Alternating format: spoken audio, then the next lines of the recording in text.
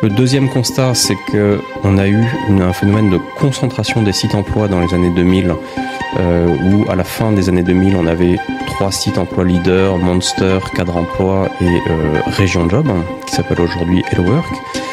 On a eu depuis 2010 une profusion de solutions RH, de nouveaux sites emploi, d'ATS, qui fait qu'aujourd'hui il y a une telle diversité que les recruteurs ont du mal à s'y retrouver.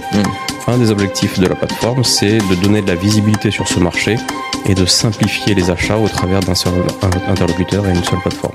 Bonjour et bienvenue sur Data Driven 101. Je suis Marc Sanselme, l'hôte de ce podcast qui s'intéresse aux applications concrètes et variées de l'intelligence artificielle et de la data.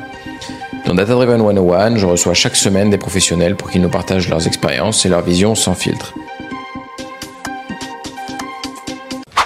Aujourd'hui, je reçois Romain Galabert, CEO de CandyQuest. CandyQuest est une solution d'acquisition de talents combinant publication programmatique d'offres d'emploi et optimisation par IA. Bonjour Romain. Bonjour Marc. Alors Romain, est-ce que tu peux nous parler, nous décrire CandyQuest avec tes mots ? Bien volontiers, merci de me recevoir pour commencer. Avec plaisir.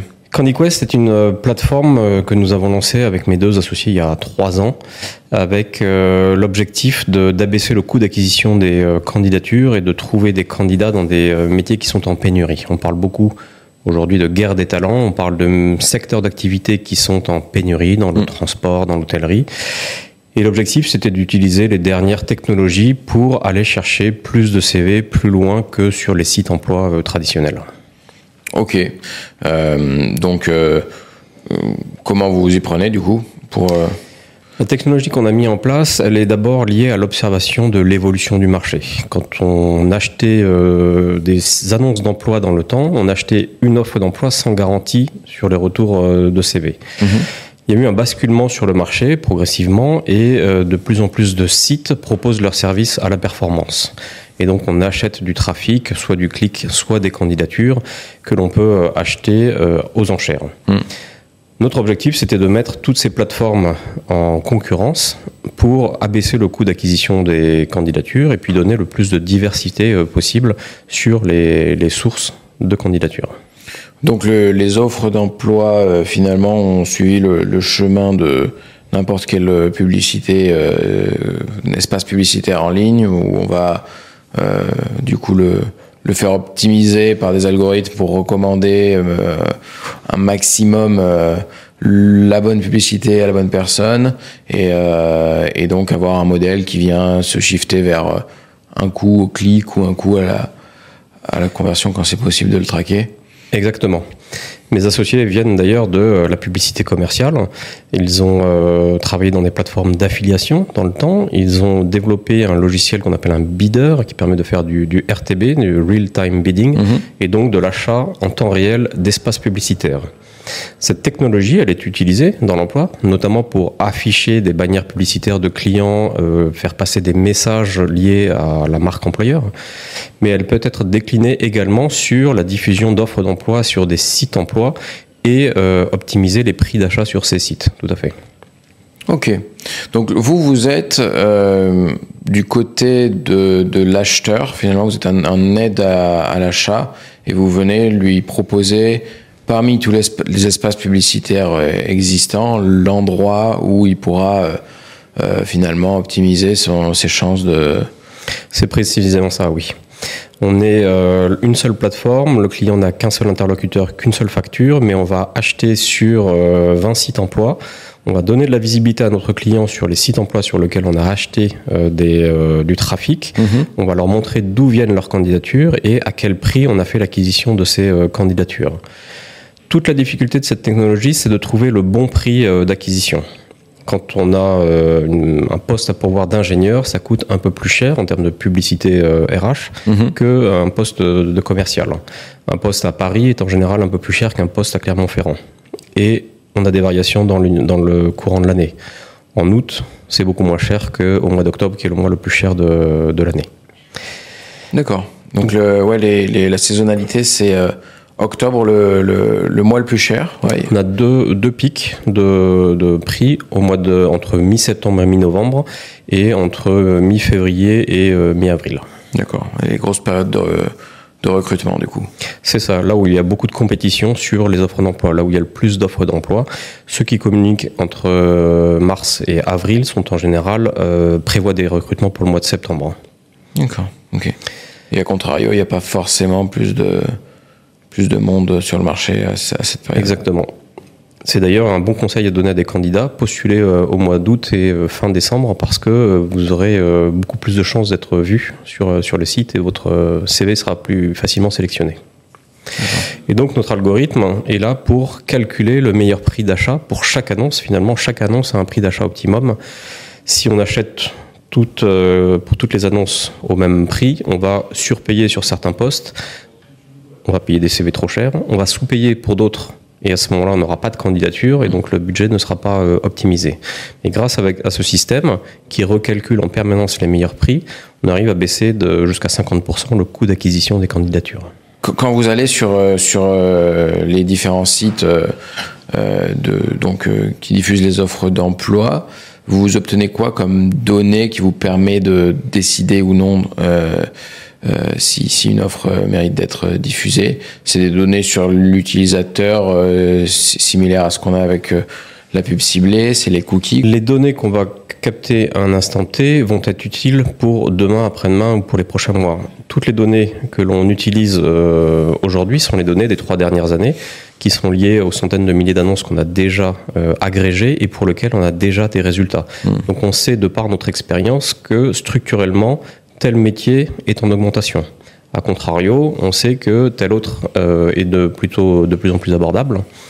On y inclut donc ces variations saisonnières et lorsque l'on reçoit les offres d'emploi de nos clients, on a un premier travail d'analyse de ces offres, de catégorisation automatique via des API avec France Travail notamment. Cette catégorisation permet d'identifier les annonces similaires des précédentes années, la tendance structurelle, la période de l'année, et donc de mettre l'annonce au bon prix sur les bons sites. D'accord. Mais alors, donc, si par exemple, moi, je vais sur un site d'annonce,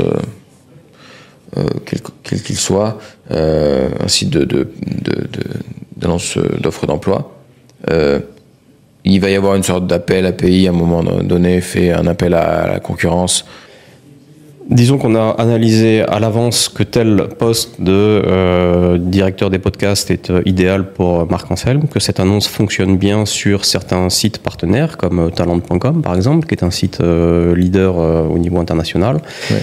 Et on va pouvoir diffuser l'annonce et on sait qu'on va pouvoir la diffuser avec tel prix d'achat. On achète donc des clics et on va fixer le bon CPC, coût par clic. Quel est l'input de cet algorithme? C'est quoi? C'est mon âge?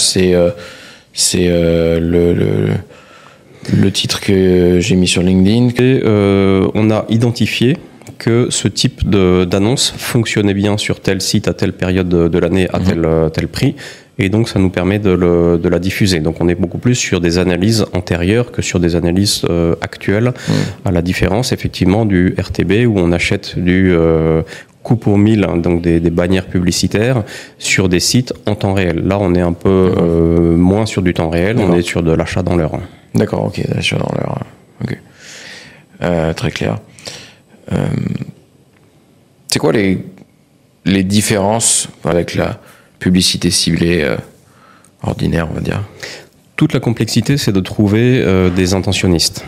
Lorsque l'on fait de la publicité commerciale, on a des critères de ciblage qui permettent de vérifier que tel type d'internaute sur tel type de page est plutôt enclin à acheter une paire de chaussures. L'emploi, on est potentiellement tous concernés par l'emploi, mais on ne sait pas quand est-ce que ça va se déclencher. On peut arriver le lundi matin après un bon week-end et on se dit il faut changer d'emploi. On peut avoir un différend avec son patron qui fait que dès le lendemain on va se mettre en recherche d'emploi. Donc toute la difficulté c'est d'aller trouver ces intentionnistes. On peut le faire sur des systèmes on va dire de retargeting. Quand on est sur de la bannière publicitaire, ça fonctionne assez bien. Encore faut-il avoir en amont l'information que tel internaute est en recherche d'emploi. Et ça on le trouve essentiellement sur les sites emploi. D'accord. Alors, quel était le constat de départ et comment a démarré l'aventure Candy Quest? Le constat de départ, c'est qu'on a eu deux phénomènes. On a d'abord eu ce changement de modèle économique dans les sites emploi, dont j'ai parlé au début, qui fait qu'avant on achetait des annonces et aujourd'hui on achète des clics ou des candidatures. Le deuxième constat, c'est qu'on a eu un phénomène de concentration des sites emploi dans les années 2000, où à la fin des années 2000, on avait 3 sites emploi leaders, Monster, Cadre Emploi et Région Job, qui s'appelle aujourd'hui Hello Work. On a eu depuis 2010 une profusion de solutions RH, de nouveaux sites emploi, d'ATS, qui fait qu'aujourd'hui il y a une telle diversité que les recruteurs ont du mal à s'y retrouver. Un des objectifs de la plateforme, c'est de donner de la visibilité sur ce marché et de simplifier les achats au travers d'un seul interlocuteur et une seule plateforme. Les données que vous manipulez dans le cadre de ces travaux, du coup, elles sont de quelle nature ? On a des données de type date, heure, type de métier qu'on identifie via, par exemple, la catégorisation ROM de Pôle emploi.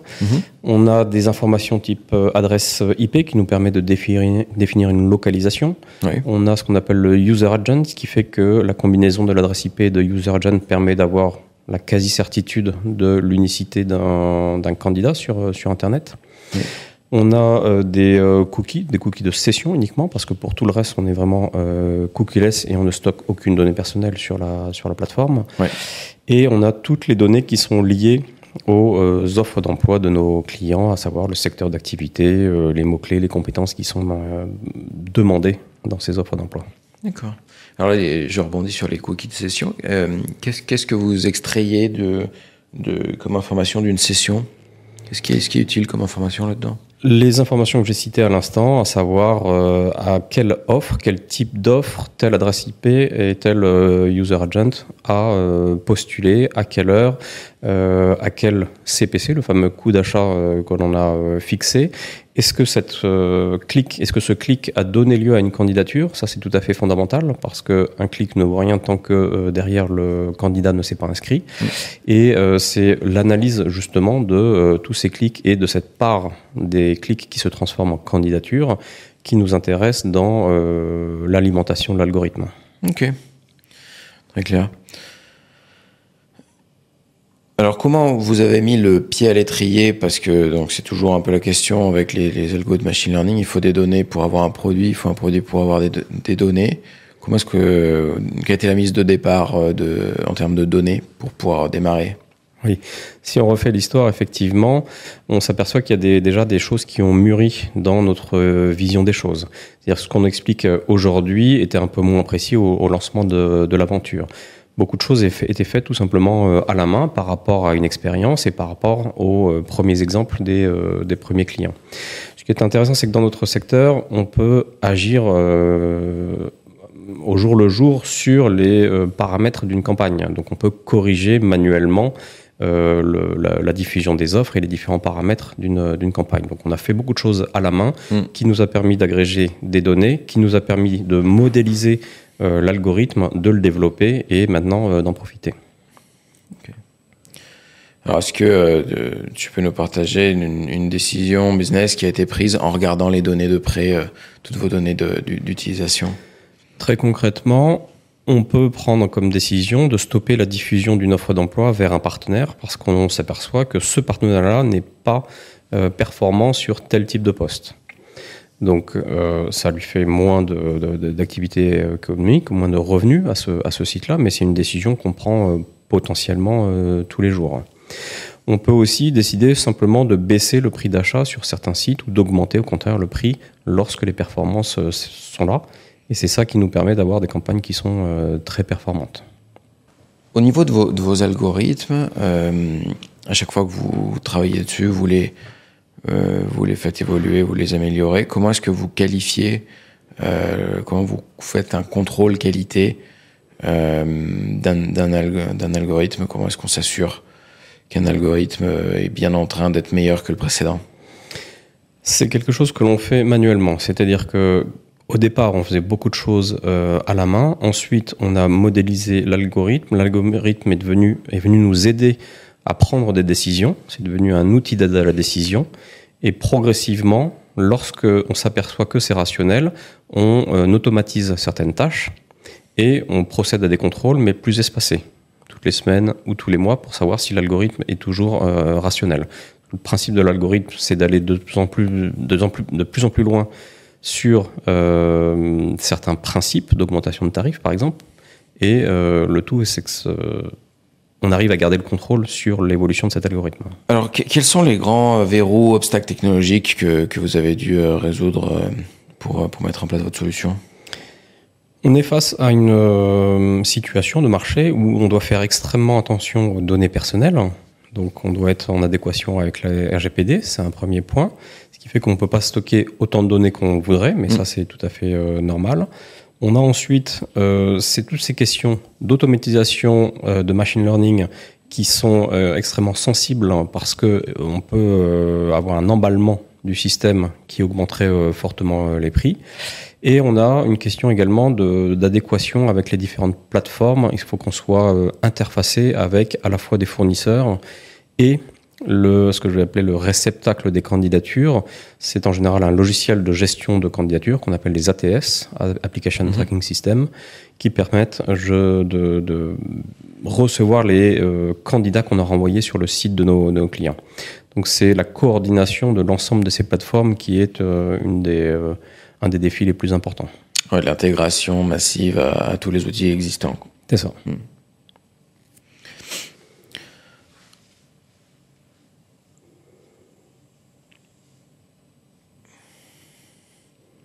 Est-ce qu'il y a une forte variation de l'usage, du volume d'usage sur vos outils ? Est-ce que c'est quelque chose qui est très saisonnier ? Bon, on a vu qu'il y avait plus d'offres de moments de l'année, mais est-ce que en termes par exemple, de nombre de serveurs, de scalabilité, vous avez des défis à ce niveau-là ?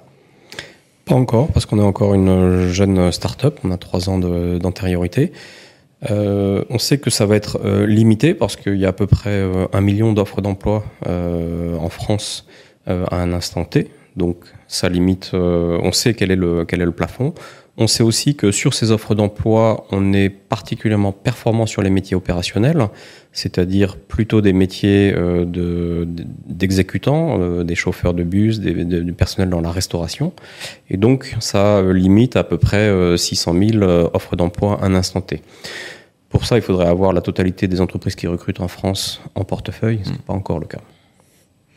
Ok. Alors, quels sont les obstacles à l'adoption de votre travail ? Est-ce que vous voyez des réticences diverses et variées à l'adoption de votre travail ?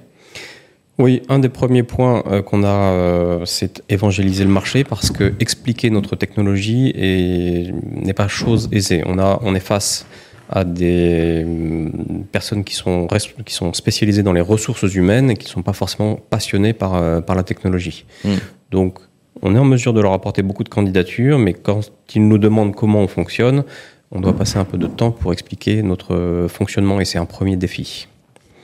Deuxième défi, c'est que on fait travailler des sites emploi et sur un marché qui s'est beaucoup concentré ces dernières années, avec aujourd'hui 3 leaders, LinkedIn, Indeed et HelloWork, on a moins de visibilité sur les concurrents de ces plateformes-là.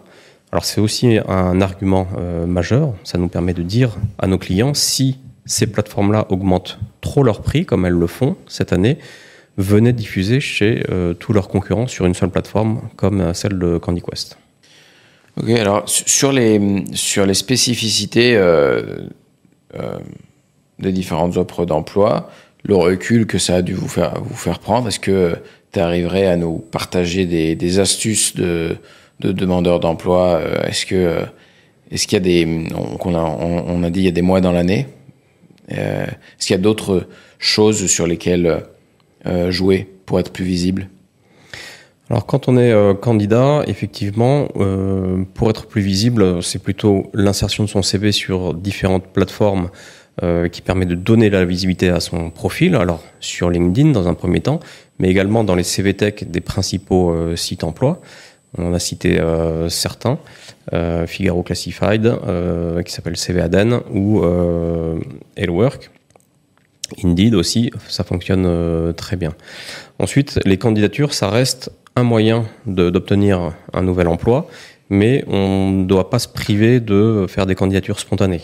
Ça peut aussi amener certains contacts. Une bonne façon également de se faire voir, c'est de poster des informations sur LinkedIn pour faire sa propre promotion et attirer l'attention de recruteurs qui sont très très présents sur cette plateforme. Et à contrario, en tant que recruteur, qu'est-ce que tu aurais comme truc et astuce? J'ai alors 2 éléments qui sont très importants. En France, on a beaucoup de mal à parler du salaire et pourtant c'est un élément déterminant pour les candidats. Au Royaume-Uni, c'est presque l'inverse. Vous n'aurez aucune candidature si vous ne mentionnez pas le salaire dans l'offre d'emploi. J'encourage beaucoup les recruteurs français à mettre le salaire dans les offres d'emploi, à bien répondre à tous les candidats. Ça prend beaucoup de temps, mais ça participe de l'incompréhension entre les candidats et les recruteurs. Beaucoup de candidats se plaignent de ne pas recevoir de candidature. Et puis, mettre beaucoup plus d'informations sur les offres d'emploi, ça ne veut pas dire des annonces plus longues, mais préciser par exemple à l'intérieur d'une offre d'emploi qu'on va être rattaché à telle personne au sein de l'entreprise, que l'équipe est constituée de X collaborateurs. Ça permet de se mettre en situation quand on est candidat et donc d'obtenir derrière plus de candidatures pour les entreprises. Alors, est-ce que vous faites du machine learning et ou de la generative AI? Generative AI, on va en faire, mais au niveau des rapports que l'on fournira à nos clients. C'est pas encore en place et ça sera simplement de l'utilisation finalement d'outils existants. En revanche, le machine learning, c'est vraiment le cœur de notre algorithme. C'est-à-dire que chaque jour, on reçoit des données, on les analyse, on les agrège et on observe les tendances à l'augmentation, à la baisse, que ce soit structurel ou fonctionnel. Donc le machine learning, c'est vraiment le cœur de notre système. Ok. Et est-ce que tu peux rentrer un peu dans le détail des algorithmes que vous pouvez utiliser? Quel type d'algorithme vous mettez en place? C'est un algorithme qui est propre, qu'on a développé nous-mêmes. Parmi mes associés, il y en a un qui est diplômé du LIPSIS, donc l'université Paris 6, spécialisée en intelligence artificielle. Et cet algorithme, c'est un système d'autocalcul qui permet de vérifier qu'il y a des variations de prix dans l'année et donc de corriger en fonction du mois où on se trouve. Ok. Alors, est-ce que tu pourrais nous partager une ou plusieurs erreurs pour nous faire gagner du temps en ne la faisant pas? Alors, au niveau du parcours d'entrepreneur, la première erreur, c'est de se dire qu'on a le temps. Le temps passe extrêmement vite et au bout de 3 ans, on s'aperçoit qu'on aurait pu gagner 6 mois, 1 an si on était allé vraiment à l'essentiel. Donc on a assez peu de temps et plutôt que de tout faire tout soi-même, il vaut mieux déléguer un certain nombre de choses qui font gagner beaucoup de temps au démarrage. Deuxième expérience d'entrepreneur, il n'y a pas de petites économies et utiliser des systèmes moins chers et performants, bancaires par exemple. On peut citer certaines banques modernes qui sont 2 à 3 fois moins chères que les banques traditionnelles. Cumulé, ça représente quelque chose de non négligeable. Est-ce que tu as une opinion à nous partager? Mon opinion, c'est que je travaille dans l'univers des ressources humaines depuis 25 ans. C'est un secteur qui a longtemps été à la traîne. Il y a une accélération très forte aujourd'hui. Donc ce milieu-là s'accapare les nouvelles technologies. On est sur la 3e révolution informatique, on va dire. Il y a eu Internet, 3e révolution Internet. Internet lui-même, il y a eu l'arrivée du mobile, et là on a l'intelligence artificielle qui vient accélérer le phénomène. Et le milieu des ressources humaines, à la fois s'accapare ces technologies, mais beaucoup de gens ont des questions, beaucoup de choses sont encore à clarifier, et donc on va vivre des années intéressantes d'un point de vue ressources humaines et technologies dans les 5 prochaines années. Alors justement, sur les ressources humaines, toi qui as beaucoup de recul sur le milieu, quelle tendance se dégage en ce moment? Quelle mutation tu observes? Alors, de façon conjoncturelle, on a un petit retournement du marché, c'est-à-dire que là, on entend parler beaucoup de plans sociaux, il y a un ralentissement économique et donc il va y avoir un taux de chômage qui va augmenter. C'est quelque chose de très cyclique, à peu près tous les 6-8 ans en France. On a eu ça en 93, on a eu ça en 2001, on a eu la crise de 2008, c'était moins fort en 2015. Et puis là, ça a été décalé avec le Covid, mais on sait qu'on va aller vers 1 an et demi, 2 ans de creux de la vague. Ça, c'est une première évolution, je dirais, conjoncturelle. Ce qui est structurel, c'est qu'on a des métiers qui sont en tension, des métiers pour lesquels les entreprises n'arrivent pas à recruter, pour différentes raisons, soit la pyramide des âges, soit post-Covid, les gens se sont aperçus qu'ils ne voulaient plus faire certains métiers, et donc dans la restauration, c'est très compliqué. Dans le transport, c'est compliqué, parce qu'on a beaucoup de responsabilités, parce qu'on a des horaires décalés. Et ces difficultés à recruter sont beaucoup plus structurelles maintenant. Donc, malgré une remontée légère du chômage dans les mois qui viennent, enfin légère ou moins légère, ça j'ai pas de boule de cristal, on sait que certains secteurs vont rester pénuriques. Oui, il y a toujours ces secteurs. Et au niveau de la façon de postuler, de la façon d'écrire des offres, est-ce que tu vois des évolutions ? Oui, l'intelligence artificielle aide énormément à la rédaction des annonces. Il faut rester vigilant parce qu'il y a encore quelques fautes d'orthographe dans les différents systèmes qui permettent de rédiger des annonces. Mais on arrive à des annonces qui sont plus claires, plus lisibles, qui tiennent compte des tendances, qui tiennent compte de la population qu'on a à recruter. Pour une même entreprise qui recrute, on peut utiliser le tutoiement ou le vouvoiement. Il n'y a pas de jugement de valeur, mais ça dépend beaucoup du poste qui est à pourvoir. On parle aussi beaucoup du recrutement des seniors, qui sont aujourd'hui plutôt de plus en plus appréciés par les entreprises. Le taux de chômage des seniors reste encore très élevé, mais c'est une population qui est fiable, qui est à l'heure, qui est respectueuse des organisations, et donc on s'aperçoit qu'il y a à nouveau un regain d'intérêt pour les personnes de plus de 50 ans. Oui, c'est quoi l'état des lieux concurrentiels des différents sites d'annonces là, tu disais que vous aviez 20 ou 22, je me rappelle plus, sites sur lesquels vous pouvez potentiellement diffuser et trouver le meilleur endroit, optimiser le budget, etc. C'est quoi les grands noms, les grands concurrents, c'est où va le volume, l'essentiel du volume sur ces 22? Alors sur l'ensemble du marché de l'emploi, on avait auparavant beaucoup d'acteurs français et on en a un peu moins, et maintenant les acteurs américains sont plutôt de plus en plus présents. Les plus importants sont LinkedIn et Indeed. Ce ne sont pas forcément des sites avec lesquels nous travaillons à ce jour, mais ce sont des plateformes très importantes sur le marché. En revanche, on a des alternatives qui apparaissent, talent.com notamment, Jubel qui est une plateforme ukrainienne, Jobijoba qui appartient au français Hello Work, Option Carrière qui a des performances assez intéressantes. Et ça sont les principales plateformes avec lesquelles on travaille, mais il y en a 22. Certains ont des volumes assez faibles, mais comme ils ont des coûts par candidature intéressants, le cumul de toutes ces petites plateformes apporte de la valeur ajoutée à l'ensemble de notre solution. Beaucoup d'acteurs verticaux ou pas dans le recrutement? Des sites spécialisés, effectivement. Il y en a beaucoup et il y en a dans chaque secteur.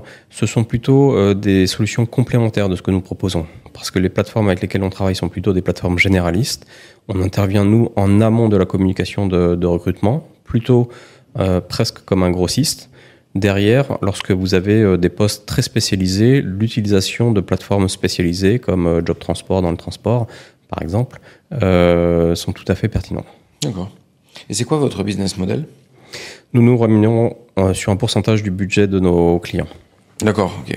Donc après, là, vous gérez le budget pour maximiser cet objectif et donc il y a une commission. C'est ça, mais on le gère en toute transparence avec notre client, à la fois sur cette commission que nous prélevons et puis sur les sites sur lesquels nous investissons le budget de notre client.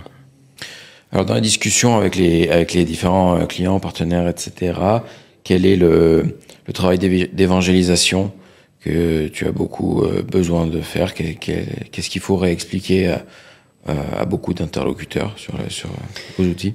C'est une question en fait de confiance avec nos clients. Quand on leur explique qu'on est en mesure de leur apporter beaucoup de candidatures, ils nous posent la question de la façon dont on fonctionne. Et c'est là où on doit effectivement rentrer un petit peu plus dans le détail et évangéliser le marché par rapport à l'évolution de la technologie. En fonction des clients, on a des clients qui sont très curieux de savoir comment les choses se passent et d'autres qui sont un petit peu plus détachés. Toute la difficulté, c'est de trouver la juste mesure d'un client à l'autre pour ne pas le noyer sous des informations, mais lui apporter quelque chose de précis malgré tout. Et alors, pour terminer, quel est l'invité que tu aimerais écouter dans un prochain épisode de Data Driven 101? Alors sur ce marché de la communication RH, nous intervenons très en amont sur l'attraction des candidats et derrière, il faut pouvoir réceptionner les candidats dans un outil qu'on appelle un ATS pour gérer les candidatures et les optimiser. L'intelligence artificielle est de plus en plus prépondérante dans ces solutions. Donc, on travaille avec différents partenaires et certains partenaires comme Click and Work, je citerai donc Julien Artigue, qui a développé une solution qui est très adaptée aux entreprises pour leur permettre d'optimiser leur vivier de candidatures. Génial. Merci Romain. Merci Marc.